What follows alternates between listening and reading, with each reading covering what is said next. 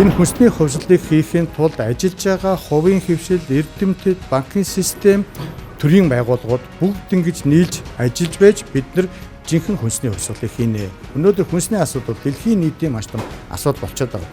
Нэгдсэн үндэсний байгууллага дээр энэ асуудал өөрөө яригдж байна. Дэлхийн хүнсний асуудал, дэлхийн өсвөлөнгийн асуудал тийм ээ. Яаж бид нар өсвөлөнгөө 0 болгох вэ? Яаж хүнсний хангамжаа шийдэх вэ? Яаж хүнс аюулгүй байдлыг шийдэх вэ гэдэг дээр дэлхий цуглаж, нэгдсэн үндэсний байгууллага цуглаж ярьж байгаа. Монгол улс хүнсний хангамж аюулгүй байдал үндэсний хөдөлгөөнийг эхлүүлээд хүнсний хувьсгал төрийн бас байгууллагадад хүнснийхээ асуудлыг шийдийгээд төр хувийн хэмжлийн түншлэл ингээд яг ажил хэрэг болоод явж байгаа нь энэ үнэхээр сайшаалтай. Энэ бүх ажлыг төр дангаараа хийхгүй, бүх ажлыг хувьш дангаараа хийхгүй, төр хувийн хэмжлийн хамтын ажиллагааны дүнд бид нар хүнсний хувьсгалыг амжилттай хийж чаднаа.